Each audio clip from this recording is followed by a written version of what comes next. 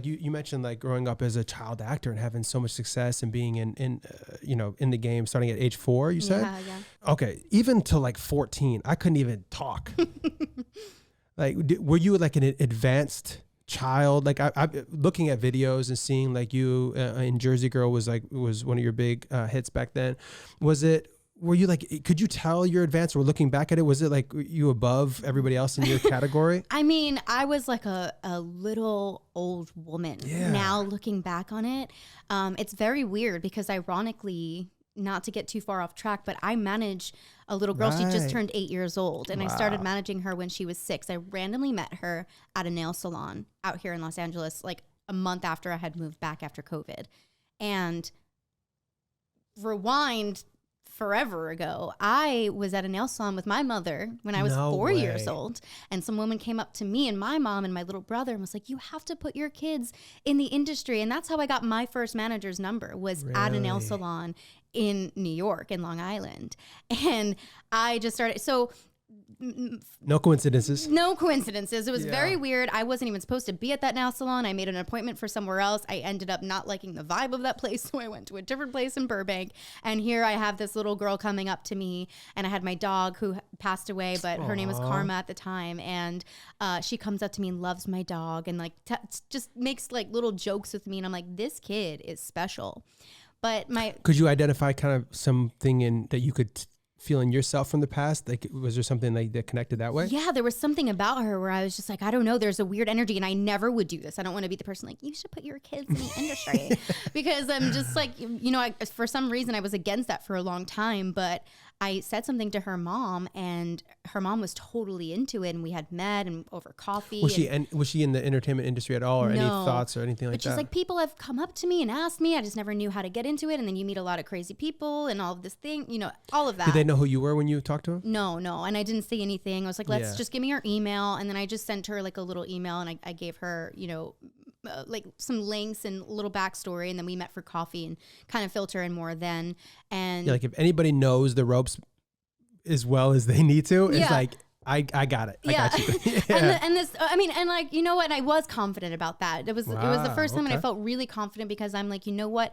I've experienced so many things as a kid in this industry that I trust myself with her, because she has something special. And if I can do something to help her or change her life in the ways that my life was changed, but also have somebody looking over her, guiding her and making sure that she's not getting treated in certain ways, and she's safe. I will feel happy and confident in that, and proud not only of myself, but to watch somebody blossom. And the reason why I bring that up is because, like, seeing her and being an adult looking at a 6, 7, 8-year-old, I'm like, I can't believe I did a film with Jennifer Lopez and Ben Affleck when I was 6 going on 7, and I'm like, held your own easily. Like, it was a weird moment, because I'm like, I was a baby, like she's a baby, and but I was a little old woman, and I miss that little girl. She's in me still, obviously, but sometimes I forget about that, because it feels like a lifetime ago. It was over 20 years ago. Yeah. And you go through so many things after experiencing that level of I don't want to call it fame, but kind of, when I was on Ellen DeGeneres and Jay Leno and Ryan Seacrest, and I went to Japan and London first class, they changed my life. They changed my world. And that was, a huge turning point in my life. But it's crazy. Yeah. What would you tell? So managing this girl coming into the game, what are some of the key elements that you would would be part of the, just managing to ensure that she has a strong career, not even just success, but also just to ensure that healthy mental state as well going through it? Yeah. You know what? I spent a lot of time the first year really developing her, and we actually got her signed with an agent very, very quickly, and she started to go out on a lot of auditions. And so the first year I spent a lot of time like doing all of her self tapes with her, and just really nurturing what she already had, because she just had this natural little fire to her. You don't want to dim that. You want to keep that. Yeah, because a lot of people are like, put them in acting class, and I'm like, that's great, and I'm not against that, but there was just something so special about her that I just wanted to nurture it and almost train her in a way where this is work time and we're doing this, but we're going to have fun while we do it too. And having that balance, and also just talking to her and understanding her emotions. She's a very empathetic 8-year-old. She has a lot of feelings. She's very mature. And that was something that was so special about her. She's not just that's why she's probably great at acting or has a personality. Yeah. Yeah. And even like trying to get her, we've had even like some like little TV show things that she's gone on auditions for where she had to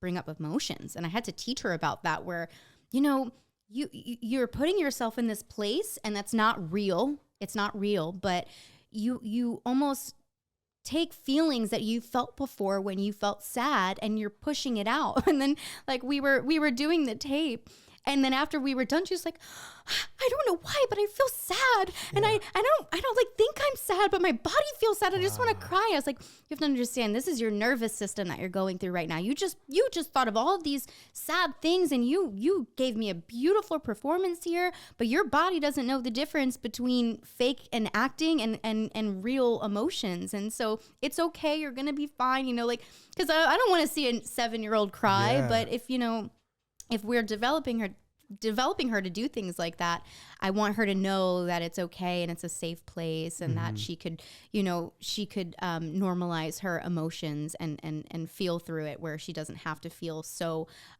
intense all of the time. And we would do like little hang dates and stuff like that. I got very close with her parents, and she loves my dog. She comes over, and she, I tried to make it as fun as possible in an industry that sometimes isn't that fun. Sometimes it's like hard deadlines and last minute auditions and rush and hurry up and wait. So, I just tried to work with her and just be very, very hands-on as much as I could.